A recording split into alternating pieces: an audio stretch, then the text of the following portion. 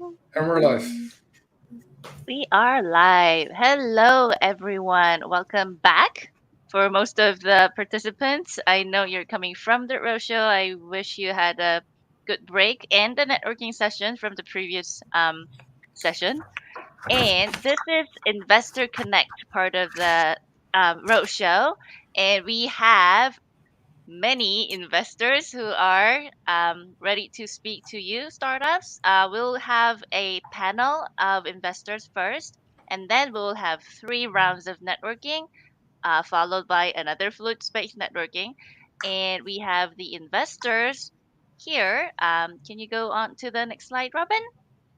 I think it's better that we know the investors by names and faces so we could actually find the right person at the networking session. So, Hester from Epic Angels will be joining us. We will have Adi from Eduku, is it? So, and Chris from Fund VCE, Jane from Disrupt Impact Ventures, Jonathan from Tribe Venture Capital, Jetu from Kaizen Vest, Ardi from Prosetia, Calvin from Sovereigns Capital. Uh, some of them are going to be in the panel, and the rest of them, the entire group, will be in the networking session. So stay tuned, and over to you, Robin.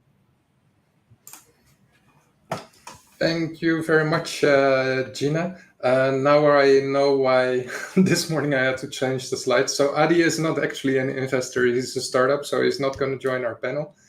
Welcome everyone, audience and investors. Like Gina just introduced, we'll first have about 20 minutes AMA session with a selection of the investors that are joining us today.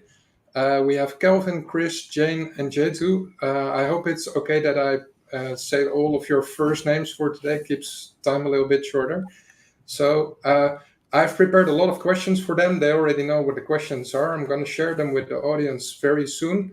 But before we go do that, I'd like you to briefly introduce yourselves. Who are you? Where you're from? What are you investing in?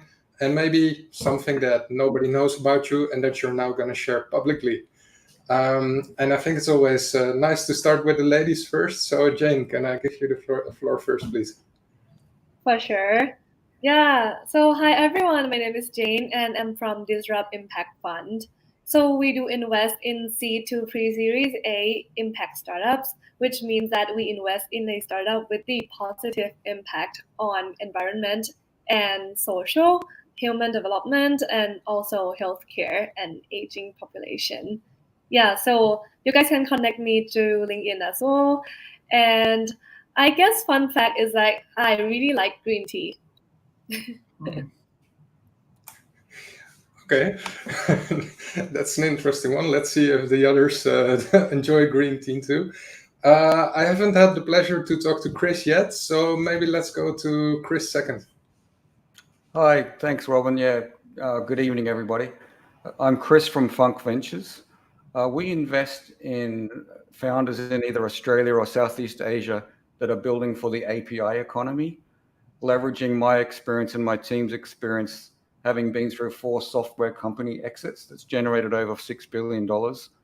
And we've done a lot of recent investments in API first companies, mainly in Australia, but we're avidly looking in Southeast Asia. Fun fact about myself, other than the fact I like coffee, is I am used to be in the Air Force, and I like to fly planes on the weekends. Okay, I have fear of flying, so that's very opposite to my hobbies, but very interesting. I'll have to take you up then to get over that. Let's discuss that offline. Let me see. Then next, by the way, I do see Ardi on the stage, but I don't see you on my screen. Are you here, Ardi? If so, can you please make a noise? Okay, in that case, maybe let's first go to J2. Can you please introduce yourself, who you are, what you do, and maybe if you also fly on the weekend? We'll get to that. Okay, so I'm Jetu Lalvani from Kaizen Vest. We're a private equity and private debt firm that invests in education only. Geographies are Asia and Sub-Saharan Africa. So we have offices in Singapore, in India, and in South Africa. We've seen 3,500 deals invested across 2 funds. We're raising our 3rd fund now. A fun fact about me is I never really got that pilot's license, but I have jumped out of perfectly good airplanes. Skydiving. Thank you. Okay, there's degrees in stuff I don't want to do. So that's the higher grade one compared to Chris. Let's see what Kelvin's got for us. Kelvin, can you please introduce yourself? What a topic for today. But hey everyone, I am Kelvin, representing Sovereign's Capital. We are basically a multi-asset investment firm based in US and Southeast Asia. In Asia, we are always focusing on venture capital. So we invest in early stage seed to Series A. We are pretty sector agnostic, although we have a sweet spot for SaaS businesses. So we are always looking for companies with asset-light models and scalable strategies. And funny fact about myself is I am not a fan of skydiving, but would love to give it a try one day. Okay. A lot of people like the skies. I'm more a water person. I just saw Artie hear us. Hi And everyone. I didn't have any experience using Airmeet before, so I wasn't sure where to go. I was lost in this Airmeet. Sorry. No worries. Hi everyone. I'm not sure if you heard the previous speakers, but we're at the stage where I like to introduce yourself, tell us a little bit what you're investing in, and something that people might not know about you yet.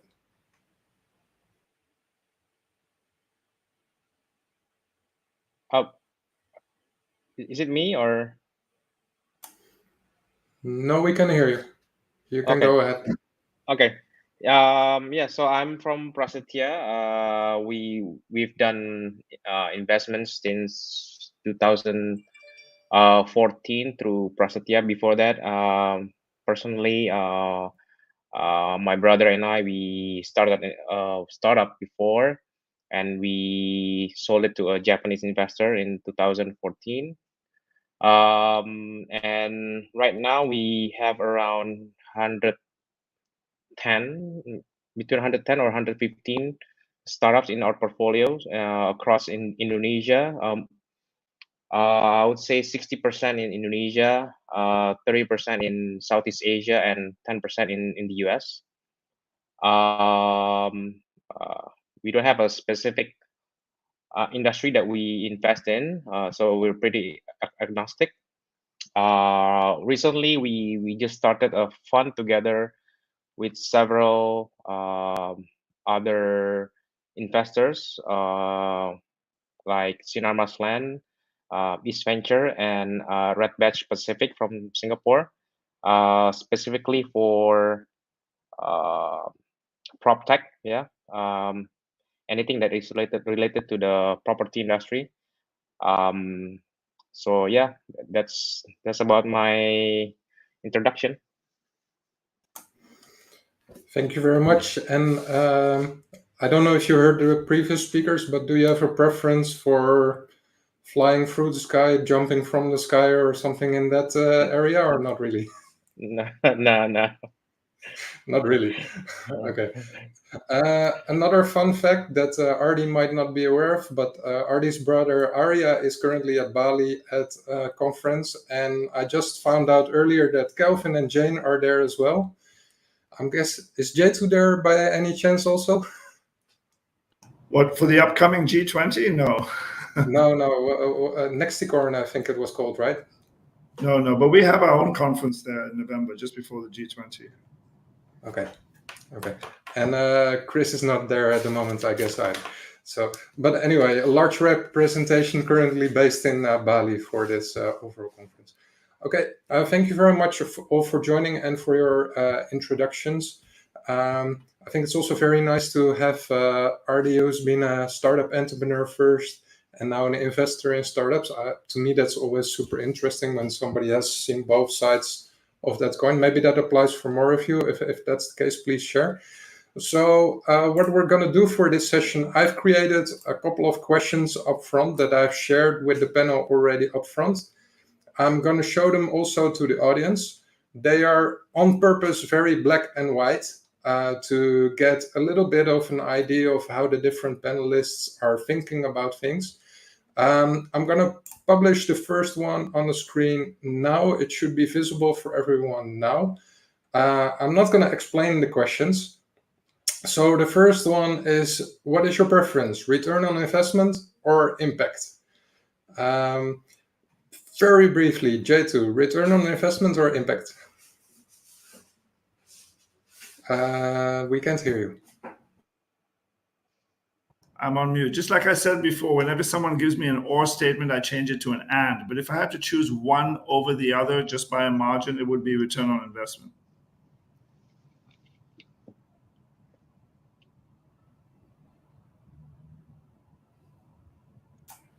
Jane? Yeah, so Return on- for me, yeah, since we are impact fund, right? So we are focusing on impact first. But for return, since we are impact VC, then like we also look at the return, but like maybe not as much as. I knew that's what J2 wanted to do as well. But you have to choose one or the other. I know it's hard. How about you, Kelvin? It would be return on investment. Chris? ROI. And Artie? Same. Yeah, we wouldn't be able to give an impact if we don't have money. So yeah, we have to have money, and if we are succeed in making money, then we can invest more in other startups. Okay. So I totally get that. I was very strict on J2 because he had to kick it off. J2, do you want to explain a little bit more your answer? So how about you, Jane? So Disrupt Impact Fund, it's quite obvious already by the name what you're focusing on. Can you tell us a little bit more about the background of the fund, why it came up with that name, and why your answer was impact? Yeah, sure. So before we set up this fund, Disrupt, we have set up another fund called Stormbreaker Venture, which we focus on like education technology. But for currently, like there's a lot of deal flows coming in, which is like expanding the impact, like go from like education to like more on social and like human development, and more deal flows coming in from like climate tech as well. So that's why we decided to set up a new fund with the name of like Impact Fund. So we are like the impact focused fund. Yeah. So yeah, but even if we are impact focused fund, we do looking for the business with like the proven business model and like have a scalable technology as well. Clear. Thank you. Artie, you said something interesting and to me quite obvious, but maybe not to everyone, that you have to make a return on investment first to be able to make an impact. Can you expand a little bit more on that? Like, are you looking at specific areas, for example, like education or health tech, to make an impact next to obviously running a fund and making money? So we invested in health startups and education startups as well. But what I meant is that investing in startups is a pretty risky game, and if if we're not very careful in our investment, then we can go bust, right? So if if we don't have money anymore, then we cannot invest in future founders, and investing in future founders is also something that can impact the economy of the world. I mean, let's say we are focusing in Indonesia, then it's giving a lot of impact to the Indonesian economy if we can create more successful startups. So yeah, that's my take on why we have to focus on the return of investment first. To me, that makes a whole lot of sense. But basically, it's already risky enough to do your job, and to add on to that might not be the smartest move. I have prepared a lot of questions, so I want to move to the next ones. Let's go to the next one. I will pop it on the screen. I hope you can see it too on the panel. So long term or short term? Let's go the other way around. So Kelvin, long term or short term? I think it's imperative to focus on the long term because we want to allow startup founders to have the time to just find the right problem that can be big, products that can eventually solve an urgent pain point in this market, and to find the right go-to-market strategy and to scale properly. Okay, thank you. Chris? As we're an early stage fund, obviously we have to look at the long term, and it takes 8 to 10 years to build a successful company in any case. So definitely long term. Okay. J2, when you answer, can you also say what to you is long term and short term? Long term to give time for growth, scale, and multiple investment rounds, because that creates value. That creates value for the customer, creates value for the business as well. Jane? Yeah, long term as well. I mean, like the startup didn't need to like have profit today, but like it should have some like proven traction that make us be patient for like the long term return on both investment and like the impact in the future. And Artie? Yeah, same. Long term, since we are also early stage investors. So yeah, long term.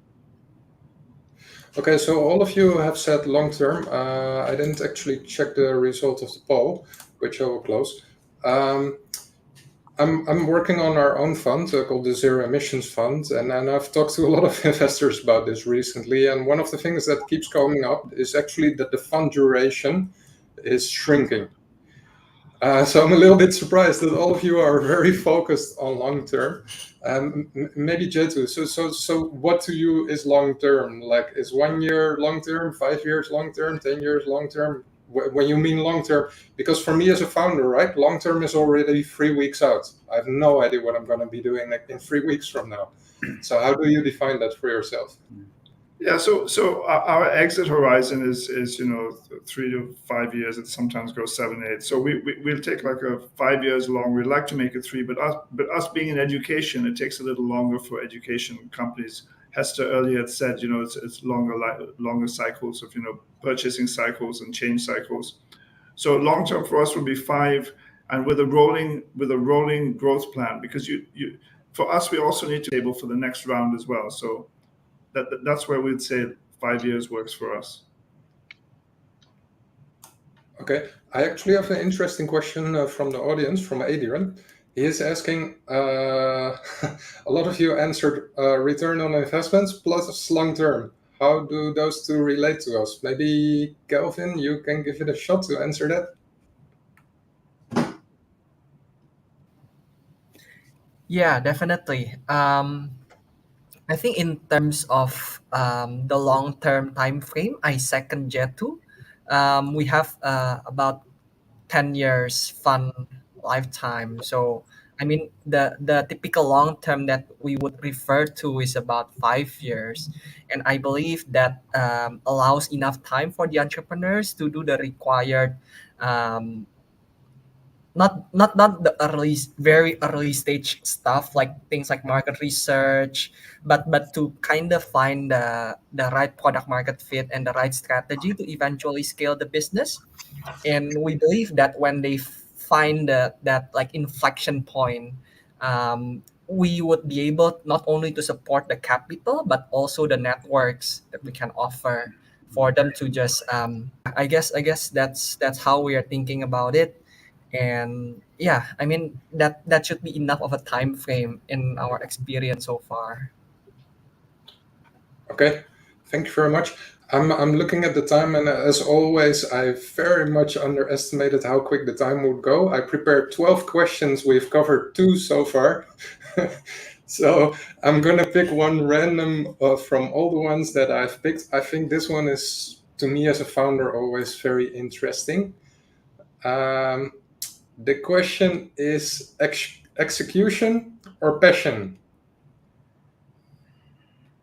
Now you can interpret this any way that you like. Artie, gut feeling. What's your preference? Execution, because you have to be able to execute. If you just have to, if you just have a passion, then and then you cannot execute, then it's the same thing as a failure.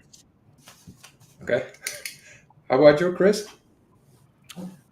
This was actually probably one of the trickier ones for me to answer, and my head says execution, but my heart says passion.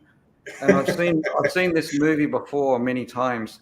If you don't have a real passion for the problem you're solving, when things get really bad and you're about to think you're going to die as a CEO and a founder, and you have to pivot your business or you have to do something you didn't think you were going to do, you have to have that passion. And so I think I'm kind of leaning towards passion in the respect that I'm an early stage guy. And I've seen a number of times in my portfolio where the company that we invested in is not the company that we have now, and it's doing very well. And that wouldn't have happened without that passion factor. Yeah, that's very recognizable. How about you, Jane? Execution or passion? Yeah.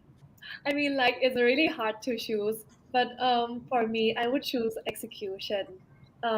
Yeah, because like you're gonna be like hands on, and like gotta know like how to execute your idea, right? But like I think, I mean, if you have like a lot of passion, you can hire someone who are good at execution, right? Thank you very much. Jetu? I'd go for execution. They're both neck to neck because you need a bit of both, but I'd go for execution. And I'll sorry. add one more thing, because since from the question that came from the audience's long term, and you had another question that's kind of linked in this, whether it's founder or investor. So while passion and founder is very important, I'd go for execution and founder, more important than the investor. So that's where the passion, I agree with Chris on, without having the guts, because you invest in a business and it changes, and the right team you invest behind people, and the right team will take it to where it is. Strategies change, pivots happen, experiments take place. I'll stop now. No worries, thank you. Calvin? Right. I'll go for execution. I do believe again that passion is also important, but I think execution is even more crucial. Okay, it's very interesting. So Chris is a little bit on the edge. So I'm gonna say 4.5 for execution, 0.5 for passion. I'm actually very curious how the founders on this call think about this. So I'm gonna check out the results later on. I've one follow-up question on that, because to kind of second, I think it was Jane. Startups, most of you are investing in early stage startups, and typically 1 or 2 or 3 years in, they're actually going to be very different companies compared to how they started. And I think that most founders only pull through because they have enough passion to keep doing the execution. So is there any of you that likes to react on that statement of mine, or is that totally wrong, or how do you see that? Maybe Chris, because you were on the edge. Sorry, what was your question exactly? So Jane was already saying, well, you need the passion to actually follow through with your company, right? Execution is maybe having the skills, having the grit, etc. But passion keeps you going for the long run. And the early stage companies, they change a lot over their life cycle, especially in the first couple of years. So what do you think about that statement that I just made, that if you don't start out with a passion, the company is never going to be there? Oh, I absolutely agree. I mean, being a startup founder is not a 9-to-5 job. It's a basically life-changing event. Requires extreme dedication. It requires dedication not just from yourself, but from your family, the people around you. It requires you to put together a team. It requires you to have passion for your problem you're solving, passion for your customers. Yeah, so I absolutely agree with that statement. Okay. Thank you very much. I could literally keep doing this for the next 2 hours, but we came up with a program that doesn't allow me to do that. To close off, I want to ask one final question to Artie, because you introduced yourself by saying, okay, we first did our own company, me and my brother, then we turned investors later on. Since you have been on both sides of the coin, and we have a lot of founders currently on the call, is there one tip? Actually, now I like my own question, so we're going to make a round. Do all of you have one tip for the founders that helps them the next couple of weeks working better on their company? But I do like to start with Artie. Okay, so just to give you a clear understanding, so we did a tech startup back then, but we also have our own regular, I would say, business. Yeah, so we do a lot of several businesses, and as an entrepreneur, I think what you said, it's not a 9 to 5, and you just have to give an extra mile every time, and make your family to understand that this is the life that we sign up for, and it's not easy, and sometimes you hit rock bottom, but yeah, you just have to be able to yeah, like, sometimes if you work as an employee, then uh, if you're uh, had enough, then you can just resign and go somewhere else, find something new. As an entrepreneur, you cannot do that. Yeah, a lot of people are relying on you, and you cannot just say one day, "Oh, I've had enough. I just want to close this company." You cannot do that. So yeah, you just have to be more responsible on how you take action. Yeah, that's something that I would like to let founders to have in mind. Yeah. Thank you for that. I think that's I still dream sometimes of being able to just leave the office at 6 and not worry anymore. How about you, Jetu? Do we have a final tip for the founders and entrepreneurs in any field? Yeah. So our investment, we have an education theory of change and our literature around this stuff, and I think Hester of Epic Angels alluded to some of that as well, in terms of we look at access as being important for impact and investment, access, and then quality, and then relevance in that order. So a case in point is we invested in a company that had really high quality, but the company that focused on access with lesser quality became the unicorn. And we had to then merge our shares with that unicorn to get on their cap table. And even though our quality company became the center of excellence, it wasn't the biggest growth thing. So sometimes founders need to just go to market, get that product out there, don't keep tinkering with it, and getting some kind of traction and growth and movement is important. So some focus on that early days is the order of things: access, then quality, and then relevance. Then you can make a dent in the universe, so to speak. I think Steve Blank calls it getting out the door. So, thank you very much for that. Jane? Yeah, so I think my little advice for especially impact startup would be like to track your impact metric. Yeah, because like for the impact investor, it's very important for us to like know like amount of impact that the startup created, right? But like sometimes startup would say that like, oh, like we have a lot of work already, we don't want to track anything anymore. But like actually like you can choose like the metric that you are working on, like on your like day-to-day basis already. Like you can choose one SDG metric as well, like as the name of this panel, right? Like the SDG Innovation Roadshow. Yeah, it's like just choose the easiest one for you, but just track the impact. Yeah, thank you for that. With the Zero Emissions Fund, we have already had a lot of ride-sharing apps that were going to make a huge climate impact, and we didn't really buy that so far. So let me see. I have to choose 50-50. Okay, let's go for Kelvin first. Kelvin, what's your tip for the founders and entrepreneurs on this call?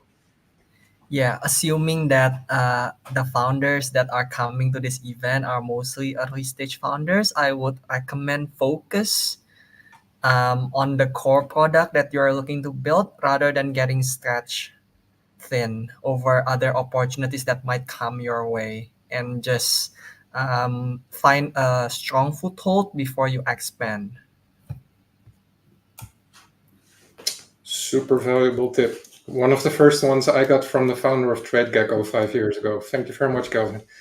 And last but not least, Chris, what's your tip of the day for our founders and entrepreneurs? My tip is towards the technical founders who we're here, sponsored by AWS. I've been in the software business for over 30 years. It's never been a better time to build a software business. AWS and the like have made it so much easier for you guys. So get out there, get your product out. You should be able to get it out really fast. It used to take us years, us old timers. And, even just an API, you can make money off an API. That's my whole thesis. So get out there, use all the cloud tools AWS give you, and really go for it. It's never been a better time, and the world's a really changing place right now. Lots of opportunity. Okay, thank you very much for that, Chris. Everybody behind our screens, big applause for the investor panel of today. Thank you very much, Kelvin, Chris, Ardi, Jane, and Jetu for joining. You're not the only investors here today. We have a few more that are going to be here in a minute to meet for the startups. So for those who were there in the earlier session already, Hester is here also to meet. And we have Jonathan from Thrive Ventures in Singapore. What's going to happen right after this, we are going to have small digital tables that you can join. It looks very similar to what you see on my screen right now. So as you can see, all the virtual tables have a logo from Funk VC, from Prasetya, from all the investors who are here. I like to ask the investors to go to the table with their label, with their logo. And then I like to ask all the other attendees and startups to join one of those investor tables. We like to do 3 rounds of quick speed dating, which is around, I'm mostly overrun. So we're going to keep it to 8 minutes. We're not going to break it up. So the investors can kind of kick you out after 8 minutes to give somebody else a chance. We will do an announcement here on the platform that the 8 minutes is over and that we ask you to switch. So please don't hold the table and make sure that other founders have a chance to talk to the different investors as well. So like I said, we're going to do 3 rounds of this. If for whatever reason you cannot join a table, wait for the next one. There's also a few other tables where you can meet people from AWS, from the startup body, or where you can generally network. So if nobody comes to your table, you can go there, you can stay at your table, it's up to you. I hope it's clear. In case it's not clear, use the chat, ask Darvis, Fai, Rishav, or myself, and we'll help you whatever issue you have. So with that, I want to go to the networking. Again, thank you very much for the panel, and enjoy everyone the networking, and see you next time. I'm not coming back here on